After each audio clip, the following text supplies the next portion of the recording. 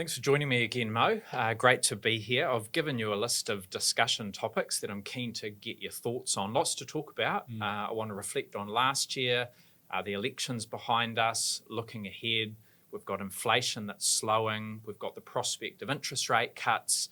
And let's tie all of that together and think about what it means for investors and what people should be doing. So I want to start just taking a look back at 2023. Another relatively subdued year for the local market. I think the NZX 50 up 2.6%, which is better than the 2 years before that, but still pretty much sideways. And that includes dividends, doesn't it? So if you take dividends out, share prices were actually down a little bit. So yeah, still not fantastic. When you think back on the year, any observations, any winners and losers, notable good performers, bad performers against that relatively cautious backdrop that we saw?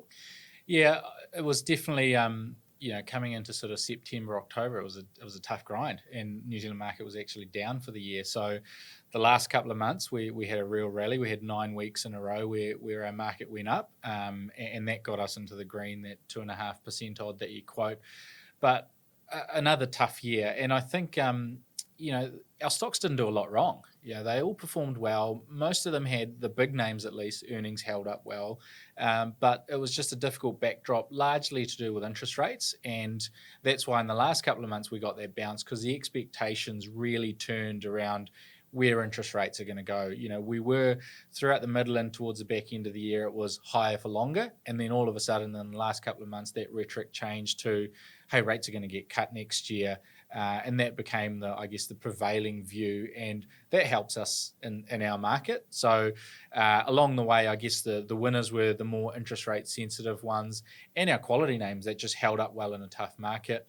The losers, I guess, the ones to call out, A2 Milk and Synlait, both in that infant formula space, had a sort of an internal spat, I suppose, between them, which is ongoing as well, but also just uncertainty around the Chinese market and the Chinese economy, which A2 sells that infant formula into. And the rest were really those discretionary names where consumer spending is clearly slowing. We're spending less at Kathmandu, at Michael Hill, at the warehouse. So that came through. The quality names still did well. We saw the gentailers, the electricity companies, the likes of Infratil. The retirement village operators actually got a little bit of relief as well after a tough start to the year. So that was nice to see as the housing market stabilised a little bit. I think overall, the last 2 months made it look like a better year than it really was. It was another tough year for us, I think. Let's talk about the election, because that obviously happened in early October, wasn't it? And that sort of tied in with when we did see that late in the year rally in the share market. And maybe those two things were interlinked. Maybe that would have happened anyway, because you had that change in sentiment around interest rates. But we have seen a bounce in business confidence over the last 4 or 5 months, which is pleasing. And I don't think that means businesses have got an easy road ahead. There are still some sectors that will be doing it tough and will be facing challenges, but really pleasing to see that more positive, more upbeat view out there post-election, isn't it? Yeah, I guess investors feed off certainty, and maybe you've got a little bit more of that. Just coming into the election, regardless of who the outright winner was going to be, it was probably just that there was uncertainty, and on the other side, where things have landed at least, and that provides certainty in itself. Maybe the current coalition is a little bit more investor and business friendly, and you've seen that, I'm sure, in some of the confidence surveys. So I'm sure that goes a long way. It's still a hard road. I mean, the current government has a pretty tough set of books to look at. So there's still some, I guess, cuts and austerity to come. It's not going to be an easy ride, but I suspect just a little bit of certainty. We know where things land for at least the next 2 or 3 years in terms of the political spectrum. People can work off that base. Yeah, people know where the goalposts are, which is good news. Interested in your thoughts on any sectors and stocks that might be impacted by policy change. I guess housing is the one that stands out for me, because I think about the housing market, which obviously has had a difficult couple of years, but it stabilised middle of last year, and we've seen a bit of an uplift. From where I sit, I think house prices will continue to push higher. I think we've seen the bottom there, and that the market will continue to rise. But at the same time, I don't think it's going to rocket ahead, because you've still got unemployment that's probably rising. You've got mortgage rates that will have peaked and will likely come down, but they're not going to go down to where they were in 2020, 2021. And you've still got very low affordability. So I'm positive on the housing market, but I only see modest gains ahead. And on that, do you think are you positive because we've got huge net migration? You know, a couple of 100,000 plus people have come into the economy all of a sudden, need somewhere to stay. Is that the key sort of underpinning positive, or is it just that people kind of feel like they've got the line of sight that this is the worst for interest rates and we might kind of, see some easing next year? Yeah, I think it's all of those things. I think migration is definitely a factor, absolutely. So that will increase demand for housing. I think with the prospect of interest rates having peaked, I believe they've peaked, and I think over the next 6, 12, 18 months they'll come down, and that will be a positive. And I also believe that some of the government policies are friendlier to the housing market. You know, the previous government didn't have a lot of time for investors and landlords, or at least their policy settings didn't suggest they did. And I think this national-led government will have a lot friendlier set of policies. But having said that, there are still headwinds as well. So what do you think that means for some of our the market generally? I mean, the housing sector is obviously really important for the economy because of the wealth effect and what it means for confidence and spending and consumer behaviour.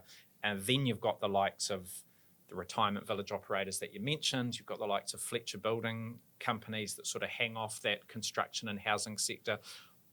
One, sort of, do you agree with my thesis on the housing market? And two, what does that mean for some of those players?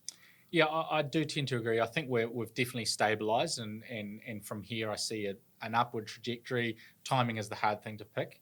The thing I look for as an investor and looking at our portfolios and companies is volumes, and they're still a little bit benign. So pricing is stabilised, and that's great, but we want to see more turnover, more houses being bought and sold, and that is still reasonably low. Coming up and improving a little bit, but I think that'll take a little bit of time. Once that starts happening, really good for obviously the retirement village operators, because it allows people to sell their homes and move into those retirement villages if and when they choose to do that. For the likes of Fletcher Building that are exposed to that market, I think it's a slower burn, because you're still seeing new housing consents roll off and be quite low. So there's generally a lag in terms of confidence for new builds and things like that. We had a boom over the last, probably 5+ years. So naturally that's going to have a slowdown through this period of high interest rates. So I think the retirement villages are clearly the beneficiaries of that, and the general economy, like you say. Lots of people own homes, sort of 2/3 of Kiwis own a home. So, the feel-good factor that comes from having a stable or growing, house prices is useful. On regulation in general, it has been a couple of uncertain years. I guess if you think about some of the studies we've had from the Commerce Commission into grocery retailing, we've had one into fuel, we've had one in building products, we're now going to have one into banking. So that creates uncertainty for those sectors, although nothing with any real teeth has come of it. We had the uncertainty around the electricity sector with a potential Lake Onslow if the Labor government had stayed in power. So there's always ongoing regulatory risks, but I don't think there's anything material one way or the other that's come out of a change of government to really drive our market, other than probably a little bit more favourable for residential housing, which ultimately does flow into a little bit more feel-good factor for the economy, which helps. Well, let's talk about the economy, because it's been a pretty sluggish year. I think that 3 of the last 4 quarters, the economy's contracted. So, look, I think we can call that a recession, even though it's been a fairly mild one. But for me, what really stands out is the fact that through that period, we've had the strongest migration ever. So, on a per capita basis, on a per person, per household basis, things have gone even further backwards. And I guess that's why it has felt like such a difficult period for many people. So when you're talking to companies, when you're following all the listed businesses on our market, and I know you talk to these management teams and CEOs very regularly, Which are the ones that you're watching most closely to get a read on what's happening in the economy, what's coming up? Thinking about lead indicators. Who are you watching, and what are you seeing and hearing from those businesses at the moment? Yeah, my two stars for a barometer for the economy are always Port of Tauranga and Freightways. So Port of Tauranga, obviously, biggest port in the country, moves sort of 40% of our containers. If they're doing well, then the economy is generally doing well. If they're slowing down, the economy is generally, and the other one, Freightways, which moves a lot of our smaller parcels. If you do online shopping or anything like that, probably Freightways is moving at least some of that. They're about 45% of that market share. So big player in that. Those two are a great barometer. And both of them last year came out with updates that basically said that they were surprised by the extent of weakness in the economy. Volumes were down a lot more than both of them were expecting. We subsequently saw the GDP print, which was a surprise, minus 0.3%. And like you say, on a per capita basis, if you take into account all the extra people, it was actually minus 0.9%. It's pretty ugly. Those companies flagged that much earlier than our GDP data. And again, we're not far away from February. Reporting season in the back end of February, we'll get another update from those companies, and I suspect it'll be more of the same. So that February reporting season is for the period from middle of June last year, so June 2023 to December. That period is what they'll be reporting on generally. So I think that'll be weak again. I expect that to be soft. And we've had a lead indicator on that with a few of the smaller companies coming out and giving profit warnings. We had Michael Hill Jeweller, Move Logistics, Kathmandu. All three of them came out in that sort of Christmas to New Year period and said, hey, things are tougher than we thought, so we have to disclose that for continuous disclosure purposes. That's kind of the canary that tells me that some of those economically sensitive and economically exposed companies will have a tough time when they report their numbers in February.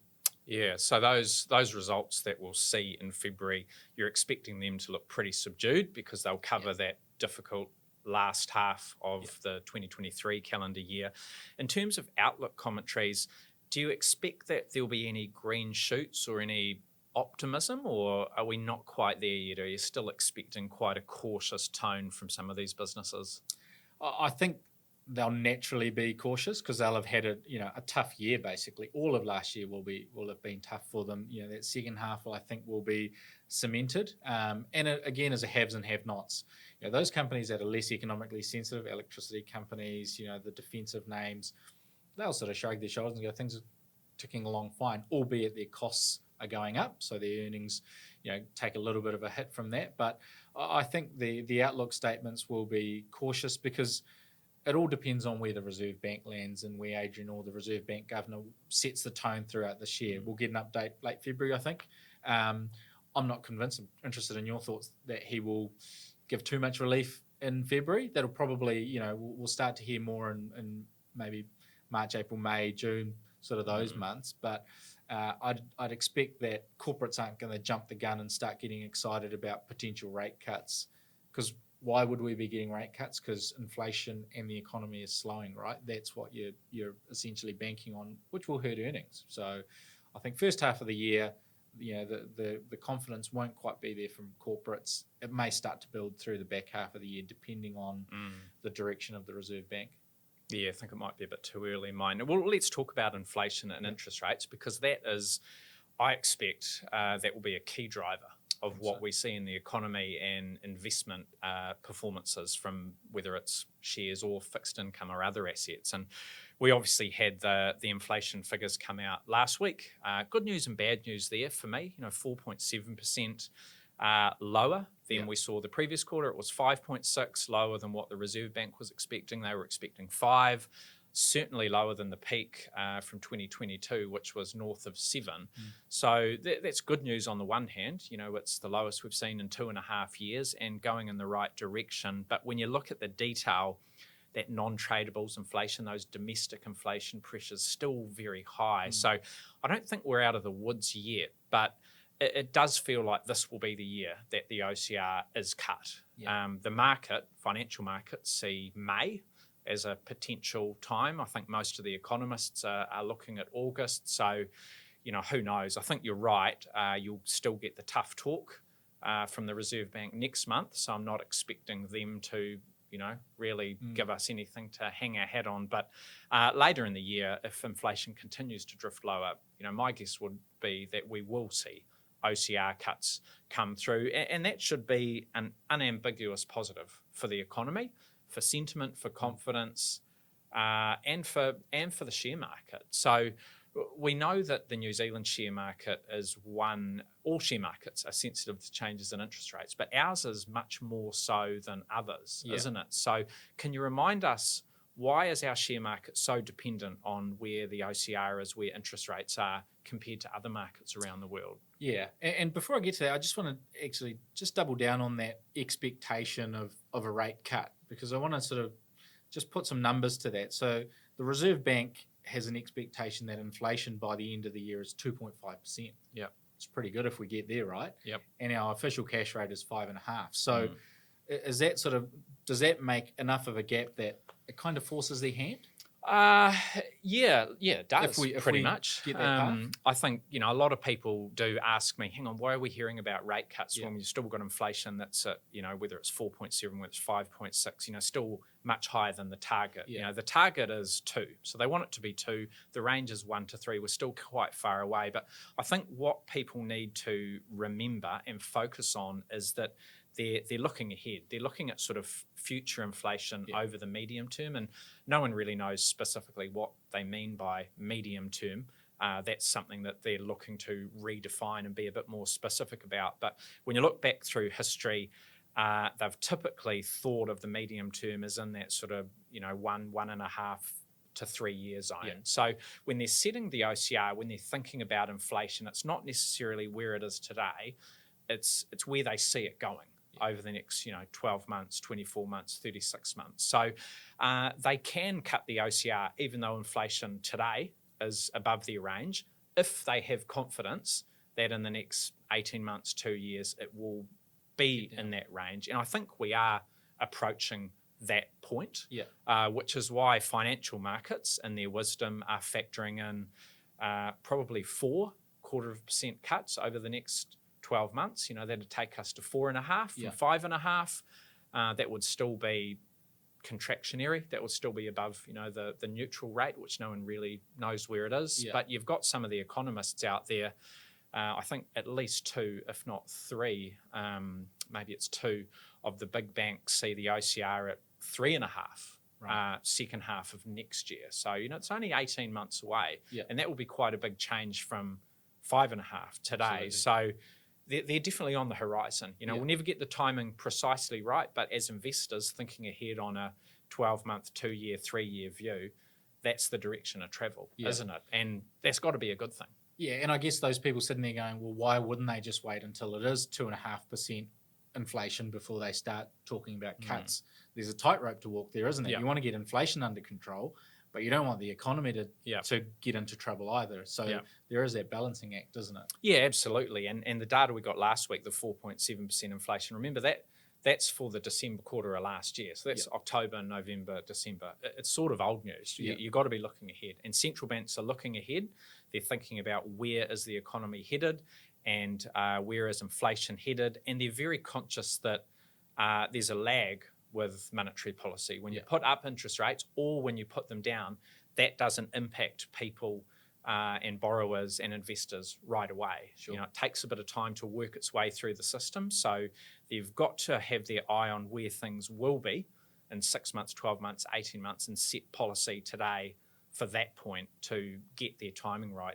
You're absolutely right. If they wait too long, either when things are going up or down, then that's when you make a mistake and you push the economy either into a recession or you let it overheat. So that's a real conundrum that I think other central banks have too, the Federal Reserve in the US. A lot of talk about whether the US will fall into recession, and it's certainly not inevitable, but that's still a possibility if the Federal Reserve waits too long before they cut interest rates. So, it's a big debate. No one knows sort of, precisely when we will see that first interest rate cut and when it will come and how long it will go. But, for me, it's a 2024 story. It will happen this year. Okay. And that's sort of the soft landing, isn't it? Is we get prices under control, and the economy sort of carries on without, falling into recession too hard. Without a major dislocation and without unemployment rising too much.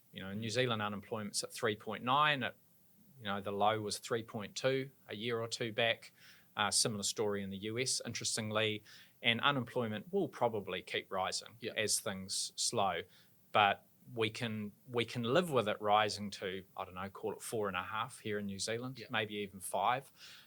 But if it goes to 6 or 7, that's when you've got problems. So very much a balancing act, very difficult to thread that needle. So I'll just come back to your earlier question. So why is our market? I've just forgotten what my question was, but why is our market so sensitive? And a lot of it comes down to the makeup, the nature of our equity market, and every market is different. Ours is dominated by defensive companies with not a lot of huge growth prospects. The electricity companies, there's 4 or 5 big ones, and they dominate the market. They're going to grow at sort of electricity usage, which might be 1% or so a year, or a little bit more if we transition to more electricity use and away from fossil fuels.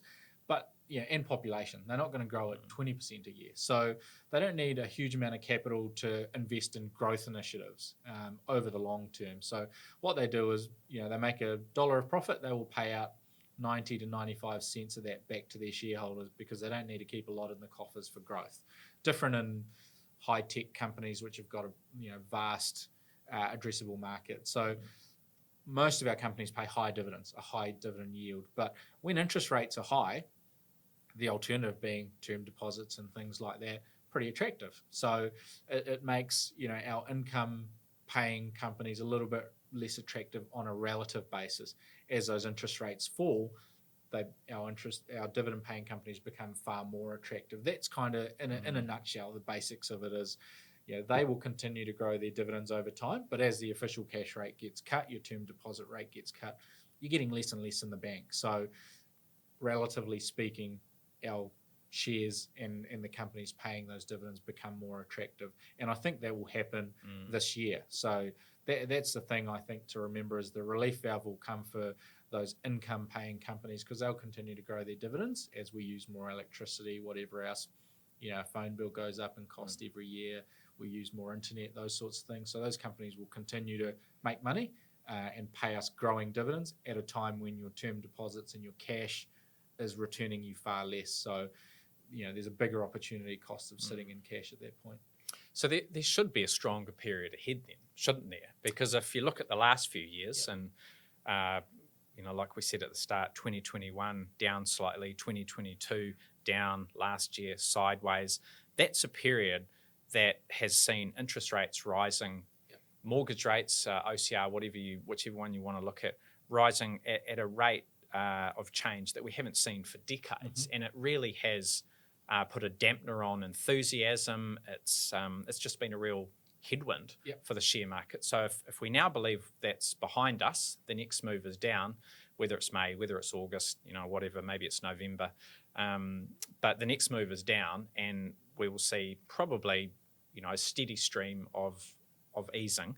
Does that mean the share market's quite well positioned when you look ahead 12 months, 24 months? And are there any sectors or parts of the market that you think are particularly interesting if you believe that those interest rate declines are on the horizon? I think you're spot on. And the one thing I would remind people is, yes, there's been some valuation headwinds for those defensive income companies that we have, but they've continued to pay dividends throughout and actually grow their dividends over the last 3 years. It's just been the sort of relative valuations that have gone up or down. But if you're focused on income, you've had a great return throughout that period. And now that relief valve of the headwinds that we've had, I think will come over the next year or two. So I think it's a really good opportunity for those defensive income sectors to start to outperform after 3 tough years. And so your telcos, your electricity companies, your more defensive infrastructure stocks, I think they will all do well.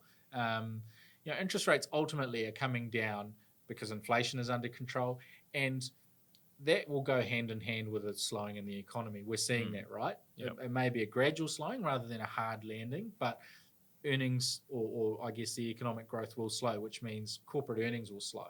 So the two things we're thinking about in portfolios is, one, defensiveness, to stay in companies where their earnings resilience is much higher. They're less sensitive to a slowdown in the economy. And two, they are, I guess, leveraged to that falling interest rate thematic. So those are the two plays we're looking for in the telecoms, electricity sector, those big defensive, reliable businesses. That's where we're focused. The discretionary stuff we're staying away from, at least for the first half of the year. Your retail, and even a little bit cautious on the listed property sector for now, because they do have that economic sensitivity. So I think it could be a little bit cliched, year or two halves, where the first half is very much some further poor economic data, and then the second half is more of that relief as the expectation of interest rate cuts comes through and share markets start to rise again. You make a really good point there about it not being a one-way street, because periods of high inflation, you get higher interest rates, which aren't great for investors or asset prices, I should say. But those periods typically go hand in hand with a booming economy, more activity, more spending, higher earnings, higher profits, higher dividends. And even though we're now talking about inflation coming down, and the good news there is that interest rates will follow, those periods often go hand in hand with more subdued economic performances, don't they? So you can't have your cake and eat it too. And because of that, I guess we've got to focus on businesses that will still be able to grow their earnings, or at least not see them shrink, and where dividends will be increasing rather than potentially at risk. So what about the real estate sector? That's one you haven't mentioned, and I know listed property has had a really difficult few years, but are we at the point where that sector is starting to look interesting? It should be quite sensitive to interest rates, and some of those stocks in that sector have been pretty beaten up. Is it too early to start looking at opportunities there? I think we've probably had a couple of false starts throughout late last year. The fall in interest rates would have helped them. I think the thing I always remind our I guess colleagues and internally our advisors is that ultimately those companies all have a mortgage, right? They've all got debt somewhere between some of them will be as low as 20%, but some of them will have 40% of their assets. Are in debt. So that's the LVR to use. That's right. So, if you own a $100 asset, 40 of that is in borrowings and 60 is equity. As interest rates go up, their mortgage payments go up, just like you and I have. So that's been one of the headwinds for them, and naturally also as interest rates go up, asset prices come down. So those two headwinds have been there. The interest rate one is the important one.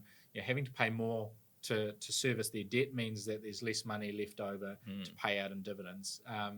I think again it's a lag, right? So even if interest rates get cut tomorrow, it takes a while for that to flow through to those companies, because they will have locked in their borrowings for the next 12, 18 months as well, just like most of us lock in our mortgage for the next sort of 12, 18 months, 2 years. So I think they will come right, and they'll get some relief if we do get more interest rate cuts at the valuation level. But I think the earnings will take a bit longer to flow through, because they will have that locked in debt profile like most households with a mortgage do. So I think it's a timing one with them, and timing's always hard with all shares, but I would be comfortable being there at this stage, knowing that on the horizon there are some rate cuts, but don't expect the earnings relief to come for that sector straight away. It might take another 6, 12 months to come through, but you will ultimately be rewarded for being there. Interesting. So let's wrap this up by talking about what people should be doing. And I know we've covered a lot of these points, but just thinking about the New Zealand share market specifically, where I'm at. I'm quite optimistic for our market. I think it looks good value, and I think the stars will soon align for us to deliver a better performance than we've seen for the last few years. So am I overly positive there? Because I think that people, maybe if they're sitting in term deposits, if they're on the sidelines, I think the time to take some action is upon us. I would be in a cautious way, obviously sort of working with your advisor, doing it sort of in a staggered manner. I think we should actually be taking some opportunities now rather than waiting for the time where you actually have those OCR cuts that are right on top of us, and the penny drops for a lot of people that term deposits and bank deposits aren't going to be the way forward for the next 5 years. So am I overly optimistic there? Should people be taking action now, or is there still a little bit of pain and suffering to come in terms of share prices and potential earnings declines? I think you're right. Like I'm aligned with you that I think interest rates are going to walk down this year. I don't think there's, the Reserve Bank, like we talked about, is forecasting inflation to be 2.5% by the end of the year. If they're anywhere near right on that, then I don't think you can sustain an OCR at 5.5%. I think you have to start providing that relief earlier. So, and the key thing is markets are forward-looking. Nobody, again, in markets is looking at today. They're looking at where things are going to be in 6 to 12 months' time.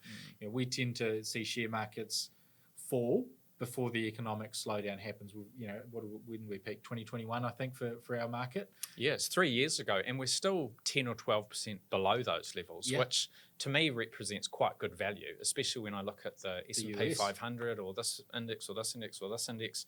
Many of them are sort of pushing against, if not already at, new all-time highs. So I still feel like our market is reasonably valued. Yeah, and we fell before the peak of interest rates, didn't we? Because investors could see on the horizon that rates were going to go up and up and up to chase down inflation. So it stands to reason that it will happen exactly on the other side as well. Markets will start to position themselves for an impending rate cut. And I think that's, you could be chasing your tail if you're waiting another 6-9 months to position yourself. Some of those gains might have already been had by then. So again, think about the two big dynamics that are going to happen this year, and I think it's going to be interest rates coming down, but also, at least for the first half of the year, the economic data is still going to deteriorate. We're probably going to get a rise in unemployment from here. We're probably going to get a continued slowing or slower economy, and that will impact earnings of companies. So balance those two things out. Which companies have the best earnings resilience to hold up in a tough economic environment, and which companies are going to benefit from a falling interest rate? And lo and behold, it's kind of, winners on both of those. So the defensive companies will hold up better, in a staggered or a staggering economy, but they'll also benefit from falling interest rates. And that's how we're positioning our portfolios, at least for the first 6 months of this year, is a bit more defensive in those yield-sensitive names that will get that relief.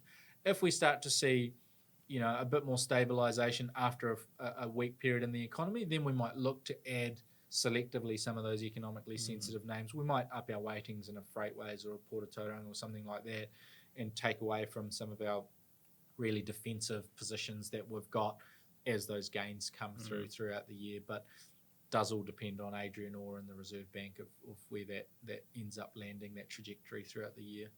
So maybe the right answer for people that are looking to invest, that are new investors, that have got some capital to put to work, maybe it is a case of take some action now and do something, but keep a bit of that powder dry for later in the year, and prepare yourself still for maybe a few bumps in the road, a few negative headlines as we get there. February will be really important for that. I think you want to be positioning yourself ready to take advantage of any real dislocations, because there will be knee-jerk reactions where good companies will give some cautious outlook and have had a tough 6 months, and they'll fall out of bed. And you want to take advantage of that. So you want to have some dry powder ready for that. I think you always want to be a little bit nimble, and now particularly with our expectation, look 12, 18 months, 2 years ahead, where are interest rates going to be? Who does that provide relief to? But in the meantime, if you see something that you like, and all of a sudden it has a bad result, well, don't extrapolate that into bad results forever.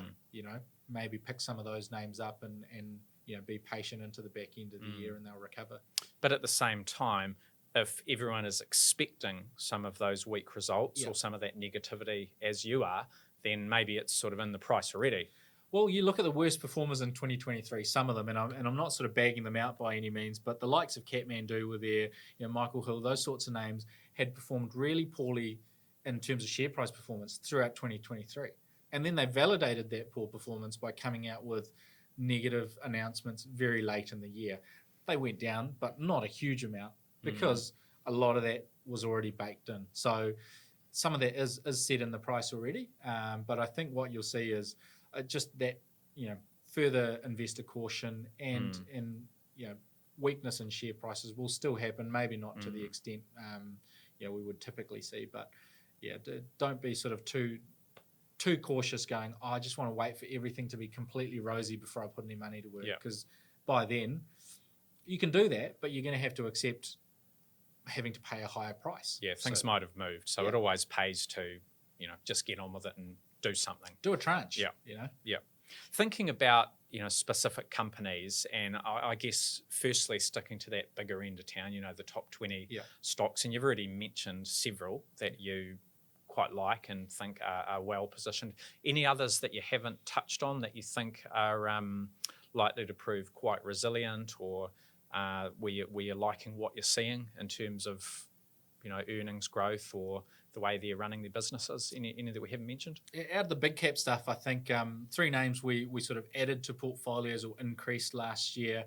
Infratil, I think they've got a fantastic story. They obviously bought the other almost half of One NZ now, formerly Vodafone, so they own 99% of that. Gives them a good base. And then they've got Canberra data centres, that data centre dynamic with AI and computing and things, really fantastic.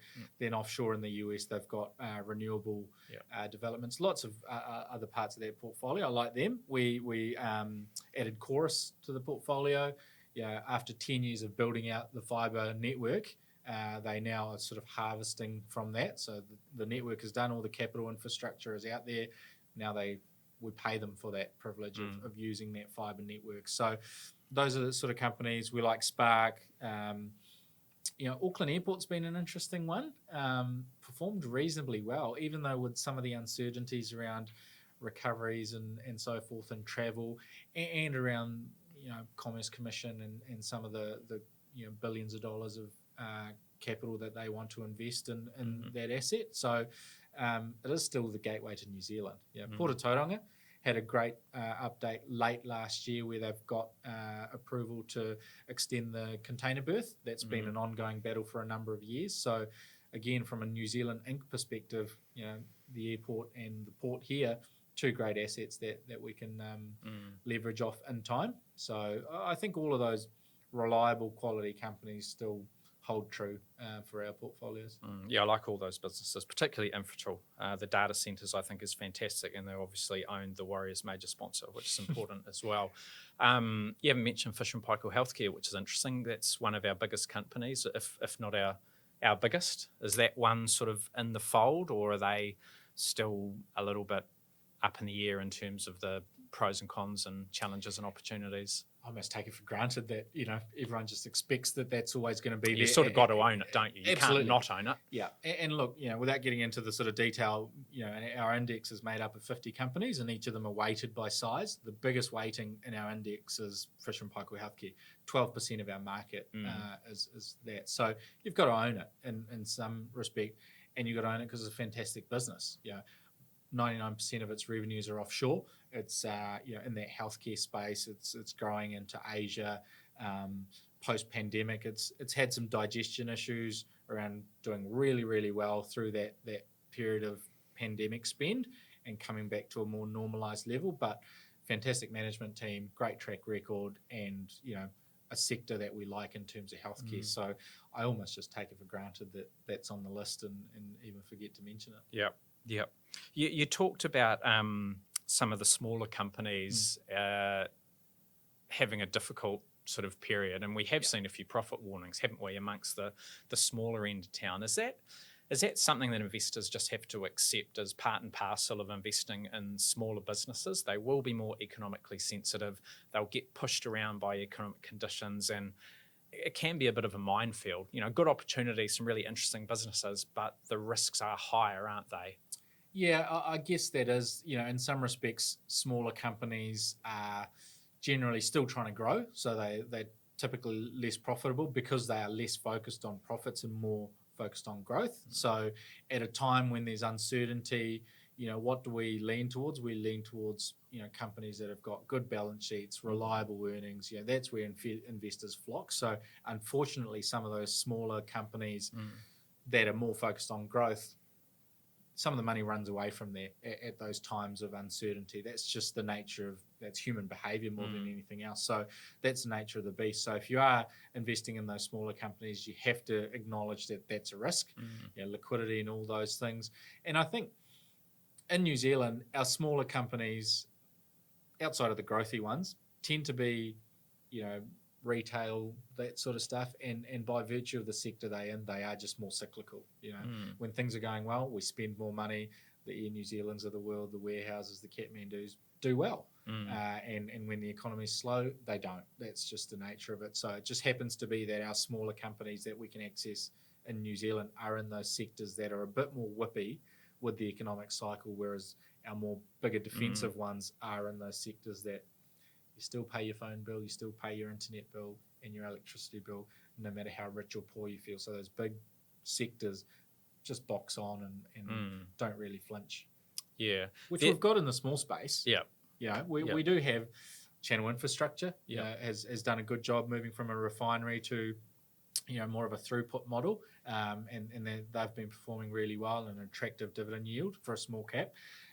Sky TV, after a number of tough years of losing subscribers and those sorts of things, finally feels like it's stabilised. Some of the competition around Spark Sport has changed last year. We saw that.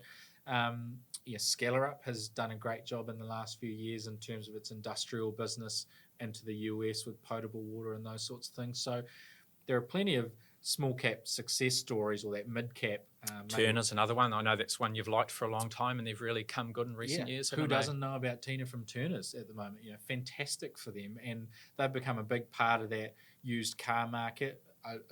One of the best management teams around, I think, there. So lots of really good. So I don't want to sort of shy people away from small cap investing, because I think we have to support those businesses, and that's where the opportunity is, because they can grow quite quickly and you get some good returns out of those. And there's some great stories in New Zealand. I think Scales are still, they'll probably be a little bit upset calling them a small cap, maybe they're a mid cap, but they've been through a tough time, as lots of our horticulture, whether it's viticulture, whether it's apples, whether it's kiwi fruit, but they've got a pet food business which is growing really, really well, and obviously that's been a dynamic that's done well globally the last few years. So they're a fantastic business that's had a tough couple of years. Again, a good management team there. So lots of good small and mid cap names that we still like and we should support.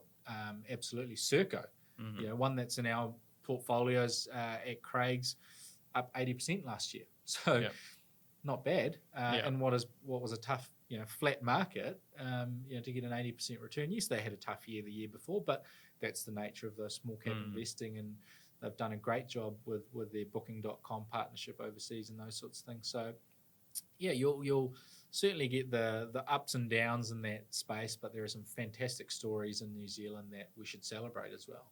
So it can still be a very lucrative hunting ground for investors. We've just got to work a little bit harder in terms of the due diligence and accept that it's not always going to be as smooth a ride as some of those bigger, more mature, more established companies. Absolutely. Yeah.